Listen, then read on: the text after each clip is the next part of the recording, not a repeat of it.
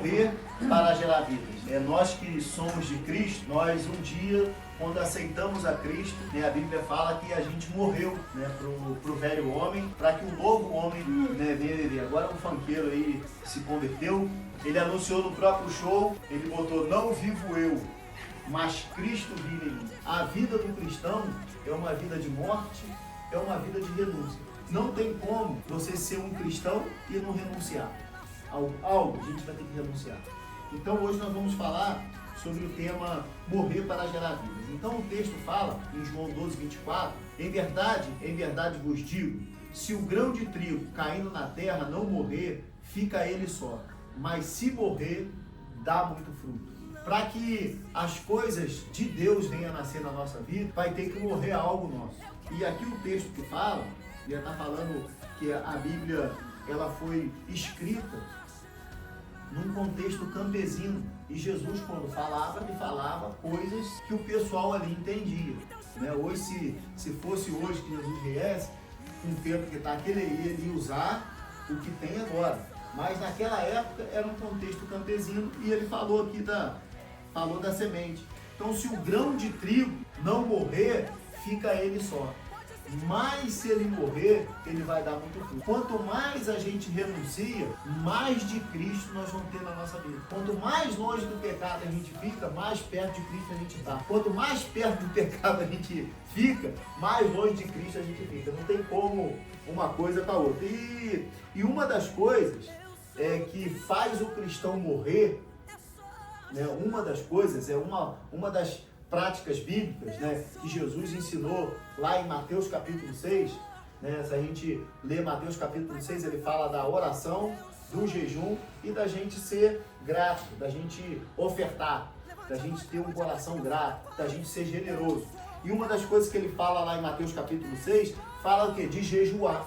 Naquela época já se praticava o jejum. Quando a gente tira um tempo de jejum, igual a gente está jejuando aí por 3 pessoas, né? A igreja está jejuando por 3 pessoas. Nós estamos fazendo por outras pessoas, mas tem outro tipo de jejum que a gente pode fazer. Né? O jejum mais longo que eu fiz, irmão, foi 3 dias. E quando fala de jejum, é uma coisa tão espiritual que às vezes a gente fala assim: poxa, vamos fazer um jejum. O que acontece? A gente fica sem... Não, você tá todo mundo, senta aí. Quando a gente fala de jejum, o que acontece? Já vem logo um peso assim: cara, eu vou parar de comer. Mas quantas vezes a gente, na correria do dia a dia, a gente deixa de comer? Não, porque se for cumprimentar todo mundo, tira o foi fácil no final. Então, o jejum é uma coisa espiritual. Tu pode ficar o dia inteiro sem comer, que às vezes tu tá na correria ali, já aconteceu. Aí se fala assim: não, gente, amanhã nós vamos fazer um jejum, nós não vamos tomar o café da manhã. A parte já amanhece com uma fome de leão. Então é uma coisa espiritual, né? O diabo também não quer que a gente jejue. Jejuar também, o que é jejuar, Charles? Jejuar é mortificar a carne quando você está com um propósito. Poxa, eu vou fazer um propósito de jejum. Né? Às vezes tem coisa na nossa vida, a Bíblia fala que os discípulos foram expulsar os demônios. Vocês estão lembrando desse texto? E os demônios não saíram. Aí Jesus falou assim: ó, essa casta de demônio só sai com o quê? Com jejum e oração. Tem coisa que você vai ter que fazer jejum. Você está passando aí uma dificuldade em alguma área da tua vida, né? O negócio não flui. Às vezes é o casamento, às vezes é um problema na família, às vezes é um problema financeiro. Aí você tem que fazer um propósito: Deus, eu vou jejuar. E o jejuar também, irmão, não é só tu deixar de comer, igual eu falei para vocês aqui no início. Deixar de comer eu já deixo às vezes. Está na correria do trabalho, tu esquece de comer. Mas quando você está jejuando, você tem que ter a consciência que você está fazendo jejum. Não é só tu passar fome. Então, no momento ali do jejum, a gente tem que orar, tem que ler a Bíblia, tem que se consagrar, né? Para que o jejum não seja só tu deixar de comer. Hoje a gente inventou um montão de jejum, né? A gente faz jejum de doce, a gente faz jejum de refrigerante, eu gosto de fazer o do café da manhã. A gente precisa voltar a fazer isso, porque isso aí é para tua carne ser mortificada e com propósito também, não é fazer jejum por fazer. Eu tô com um amigo agora que falou: não, cara, eu vou ficar 40 dias sem comer doce. Teve um amigo que falou assim: eu só vou... Ele comprou tem um ano atrás. Ele ficou 2 anos sem tomar refrigerante porque ele queria comprar a casa própria dele. Então, tipo assim, são propósitos que você tem que fazer para que você lembre daquele propósito. E principalmente, a gente precisa fazer jejum com pessoas. Né? Porque tem demônio que está lá naquela pessoa que vai sair através do nosso jejum e da oração. O Espírito Santo vai agir. Sem ele a gente não pode fazer nada. E a segunda coisa, que muitos hoje, a gente como cristão, nessa modernidade, essa pós-modernidade, essa palavrinha morrer está um pouquinho fora do nosso vocabulário. Por quê? Porque a gente quer fazer o quê? A nossa vontade. E o que é morrer? Morrer é você o quê? É abrir mão. Quantos estão dispostos a abrir mão? A gente não está disposto a abrir mão. Eu sou pastor hoje, mas eu lutei. No dia que eu fui ungido pastor, eu já tinha visto 10 anos atrás. Deus tinha me mostrado. O dia que eu ser ungido pastor, correr muito, eu queria correr. Por quê? Porque é muito mais cômodo não ser. Vê se está me entendendo? É muito mais cômodo não ter responsabilidade. E eu tive que morrer por isso aí, porque eu sou tímido. Tu queria ser pastor? Não. Mas o quê? Eu decidi abrir mão da minha vontade para fazer a vontade de Deus. Você morrer. Tem muita gente que entende do Evangelho. Mas sabe por quê? Não está no Evangelho? Porque ele não quer largar a segunda mulher que ele tem, que ele vai ter que morrer para aquilo ali. Ele não quer largar a bebidazinha que ele faz lá. Ele não quer largar uma coisinha errada ou outra que o cara faz.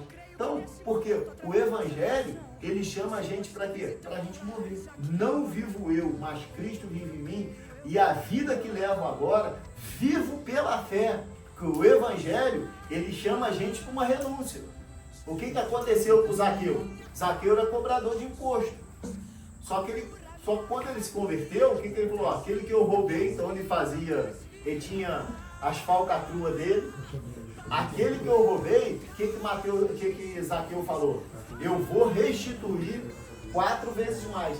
Aí Jesus falou assim, hoje veio salvação nessa casa. E aquela palavrinha ali, salvação, no original, é libertação. Então, hoje veio libertação nessa casa. Por quê? Porque ele morreu, ele deixou de ganhar dinheiro, ainda pagou, né, quem ele estava roubando. Se a gente não tiver disposto a morrer, não é evangelho.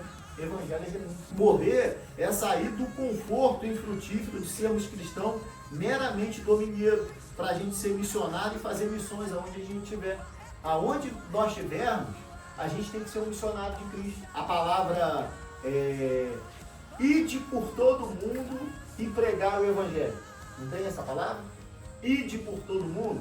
Aquela palavrinha ali, ide, não é tu ir lá para ir para a China também? É para ir para a Índia, para a África e tal. Mas aquela palavrinha ali é o que? O original dela é indo, prega o Evangelho. Então aonde tu for, tu vai ser um missionário. Porque Jesus, quando estava indo para a cruz, ele falou para o Pai, Senhor, se for possível, passa de mim esse cálice, porque ali era a morte mesmo. Se você ler o Salmo, depois você lê na sua casa, o Salmo 22, a visão que Jesus teve ali, o Salmo 22 fala da crucificação, não é a morte comum, ele ia levar o pecado da humanidade, tinha um peso em cima dele, e ele falou, Senhor, que não seja feita a minha vontade, mas a tua. Pegou e foi para a cruz, e morreu por cada um de nós aqui.